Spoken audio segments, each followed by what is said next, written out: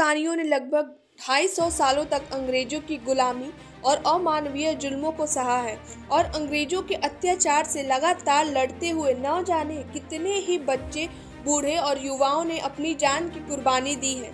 तब कहीं जाके हम और आप आजाद देश में सांस ले रहे हैं और आजादी के 75 साल पूरे होने पर देश में अमृत महोत्सव मना पा रहे हैं। लेकिन अंग्रेज हमेशा से ही भारत में नहीं थे, बल्कि जब वे मीलों का सफर तय करके हमारे भारत आए थे तब यहाँ पर मुगलों का राज था और अगर मुगल ना चाहते तो अंग्रेज भारत में प्रवेश तक नहीं कर सकते थे, क्योंकि भारत में एक और मुगलों का शक्तिशाली साम्राज्य था तो दूसरी तरफ मातृभूमि पर मर मिटने वाले मराठा भी थे। ऐसी हालत में अंग्रेजों को भी भारत पर राज्य करने के लिए एड़ी चोटी का जोर लगाना पड़ता, मगर धीरे धीरे अंग्रेजों ने हिंदुस्तान पर अपना वर्चस्व इतना बढ़ा लिया कि उन्होंने पूरा मुगल साम्राज्य को ही खत्म कर दिया। लेकिन इतिहास में सवाल ये आता है कि मुगलों के उस शक्तिशाली साम्राज्य को आखिर अंग्रेजों ने किस तरह खत्म किया था। आज के इस वीडियो में हम आपको वही हकीकत सुनाएंगे, तो चलिए शुरू करते हैं। इतिहास बताता है कि 16वीं सदी के अंत में भारत इतना संपन्न था कि पूरी दुनिया में जितना उत्पादन होता था उसका लगभग 1/4 हिस्सा केवल भारत में ही उगता था और यही वजह थी कि सोने की चिड़िया कहे जाने वाली भारत पर सबकी नज़र थी। ऐसे में भला अंग्रेज कहाँ पीछे रहते।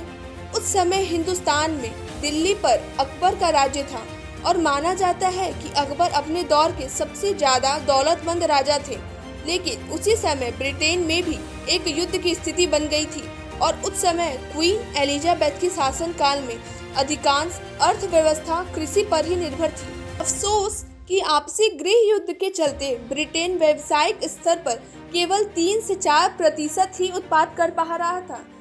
और इसी दौरान पुर्तगाल और स्पेन ब्रिटेन को पीछे छोड़कर उसके मुकाबले काफी ज्यादा तरक्की कर रहे थे। हालात इतने बिगड़ चुके थे कि ब्रिटेन के लुटेरे नाविक में पुर्तगाल की जहाजों को ही लूटकर अपना काम चलाते थे, क्योंकि ब्रिटेन में लूटने के लिए कुछ बचा ही नहीं था। लेकिन उसी दौरान एक ब्रिटिश नाविक को समुद्री यात्रा के दौरान भारत की अपार संपदा और समृद्धि के बारे में पता चला और ब्रिटेन गवर्नमेंट तक ये खबर जल्द ही पहुंच गई। फिर आया समय सन 1600 का, जब 200 ब्रिटिश व्यापारियों ने मिलकर एक कंपनी बनाई और उस कंपनी का नाम रखा गया ईस्ट इंडिया कंपनी और इस कंपनी का सदस्यों ने अपनी राजनीति और कूटनीति महारानी एलिजाबेथ को बताई तो वो भी इस कंपनी को सपोर्ट करने के लिए तैयार हो गई। इधर भारत में इसी बीच अकबर की मौत हो गई और अकबर के बाद मुगल बादशाह के तख्त पर अकबर के बेटे जहांगीर की ताजपोशी कर दी गई। साल आ चुका था 1608 का। इधर जहांगीर दिल्ली के तख्त पर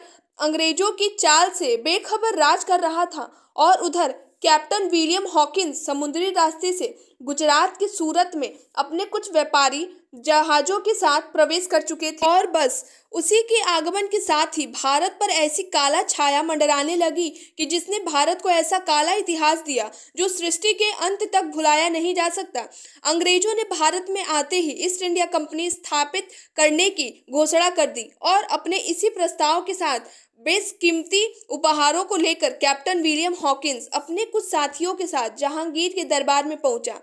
बादशाह जहांगीर उस समय पुर्तगालियों के दबाव में आकर इस प्रस्ताव को ठुकरा देते हैं, पर अंग्रेज भी कहाँ पीछे रहने वाले थे। वो लगातार इस प्रस्ताव के साथ नए नए डील्स करते हुए जहांगीर के पास जाते और अंत में कुछ समय बाद जहांगीर ने इस प्रस्ताव में हस्ताक्षर कर दी। फिर अंग्रेजों को व्यापार करने की मंजूरी भी मिल गई और ये मंजूरी मिलते ही अंग्रेजों ने पटना, सूरत, मुंबई और चेन्नई में अपनी फैक्ट्री को स्थापित करके व्यापार करना शुरू कर दिया था। शुरुआत में तो कंपनी ने यहाँ के लोगों को रोजगार दिया और बदले में अच्छी तनख्वाह भी दी, जिस वजह से हिंदुस्तानी ईस्ट इंडिया कंपनी से काफी प्रभावित हुए और कई हिंदुस्तानी व्यापारी भी इन फैक्ट्रियों से जुड़ गए। लेकिन ज्यादा दिनों तक नहीं, पूरे भारत में ईस्ट इंडिया कंपनी का व्यापार बढ़ता ही जा रहा था और अपने बढ़ते व्यापार की वजह से अंग्रेजों के मन में इतना ज्यादा लालच आ गया कि उन्होंने भारत की सत्ता पर ही कब्जा करने की योजना बनाने लगी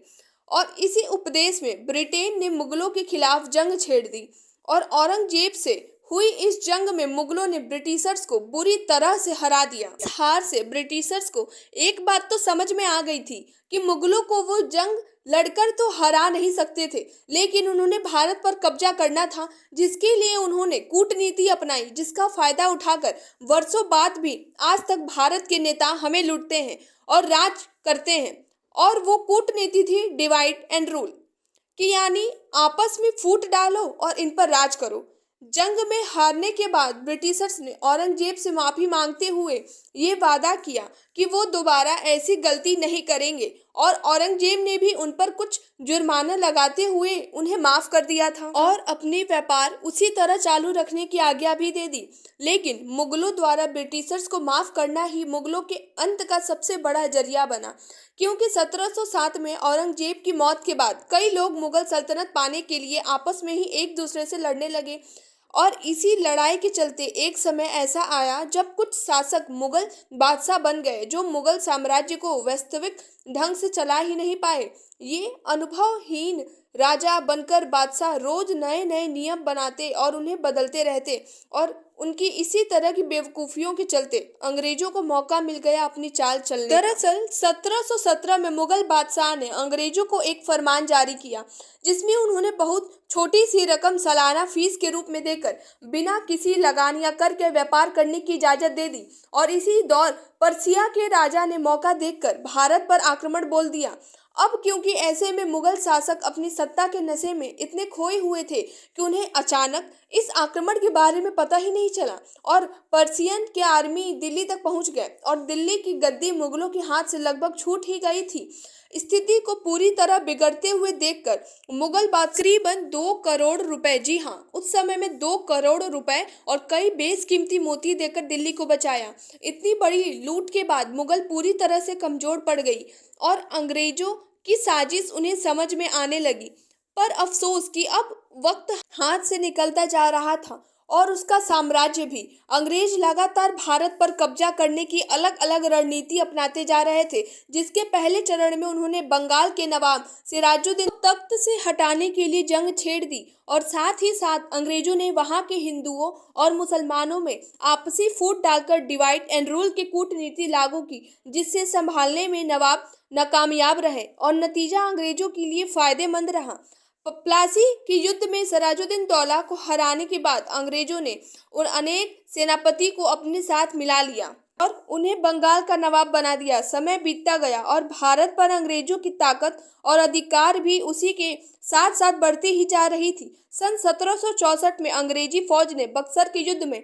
अवध के नवाब, बंगाल के नवाब और मुगल नवाब शाह आलम, इन तीनों को हरा दिया। इसके अलावा मराठों के बीच फूट डलवाकर उन्हें लड़ाया और इसी का फायदा उठाकर उनकी कमजोर सेना को हराकर उनकी रियासतों पर कब्जा कर लिया। और अंग्रेजों ने इसी रणनीति और कूटनीति को अपनाते हुए 18वीं शताब्दी में लगभग हर एक क्षेत्र पर अपना संपूर्ण कब्जा जमा लिया, जिसके बाद उन्होंने व्यापार और अपने अधिकार क्षेत्र को अन्य कई चीजों पर अपनी मनमर्जी के टैक्स लगाकर वे कमाने लगे। भारत को अंदर तक लूट लिया। अंग्रेजों को अपने भारत में पूरी तरह से राज करने के लिए कुछ भारतीयों को भी अपने साथ शामिल करना पड़ा था और उन्हें बड़े जमींदारों को अपने साथ मिला लिया, जिनसे उन्हें आगे चलकर काफी फायदा हो सकता था। यूं कहें तो भारत में आकर अंग्रेजों ने कुछ अच्छे काम भी किए थे, जैसे कि एजुकेशन पॉलिसी लागू करना, रोड कंस्ट्रक्ट कराना, रेलवे वगैरह लाना, जिस वजह से कई समाज सुधारक अंग्रेजों से प्रभावित हुए और उनका साथ देने लगे। मगर यही विश्वासघात की वजह थी कि 1857 क्रांति के दौरान कई बड़े जमींदार और समाज सुधारक के साथ हो गए थे, जिसकी वजह से आगे चलकर अंग्रेजों को भारत पर जीत हासिल करने में मदद मिली। भारत के साथ ही राज्य के बादशाह बहादुर शाह जफर को अंग्रेजों ने अपना बंदी बना लिया और रंगून की जेल में भेज दिया और उनके बेटे और खानदान के तमाम लोगों को मौत की नींद सुला दी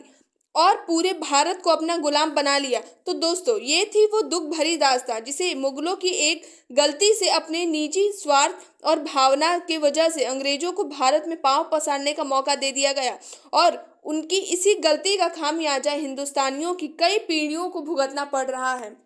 धन्यवाद।